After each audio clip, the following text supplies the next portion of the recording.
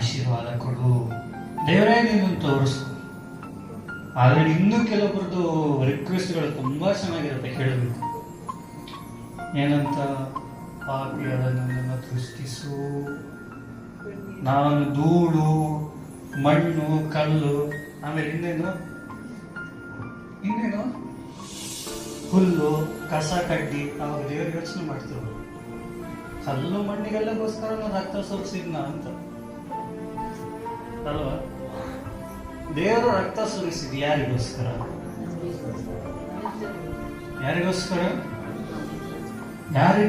ದೇವರು ರಕ್ತ ಸುರಿಸಿದ? ನಾವೇನಂತ ಹೇಳ್ತೀವಿ ದೇವ್ರ ಮುಂದೆ? ನಾನು ಕಲ್ಲು, ನಾನು ಮಣ್ಣು, ಕಸ ಕಡ್ಡಿ. ಏನ್ ಮಾಡ್ತಾ ಇದೀವಿ ನಾವು? ನಮ್ಮನ್ನು ಎಷ್ಟು ಮಟ್ಟಿಗೆ ನಾವೇ ಕೆಳಗೆ ಹಾಕೊಳ್ತಾ ಇದ್ದೀವಿ? ದೇವರು ಹೇಳ್ತಾ ಇದ್ದಾರೆ, ರಾಜರು ನಿನ್ನನ್ನು ಪೋಷಿಸ್ತಾರೆ, ಅವರ ರಾಣಿಯರು ನಿನಗೆ ಸಂತೈಸ್ತಾರೆ, ಅವರು ನಿನ್ನ ಕಾಲಿನ ಧೂಳನ್ನ. ನಾವೇನ್ ಮಾಡ್ತೇವೆ? ಧೂಳಿಗಿಳಿತಾ ಇದ್ದೀವಿ. ದೇವರು ಧೂಳಿನ ಮೇಲೆ ಎತ್ತೀನಿ ಅಂದ್ರೆ ನಾವೇನ್ ಮಾಡ್ತಾ ಇದ್ದೀವಿ? ನಾನು ಧೂಳು, ನಾನು ಕಸ ಕಡ್ಡಿ ಹುಲ್ಲು ಇದಕ್ಕೇನೆ ಹೇಳಿದ್ರೆ ದೇವರು ಮಾಡಿದ ತ್ಯಾಗನ್ನು ಕೂಡ ಅವಮಾನ ಮಾಡ್ತಿದ್ವಿ ನಾವು.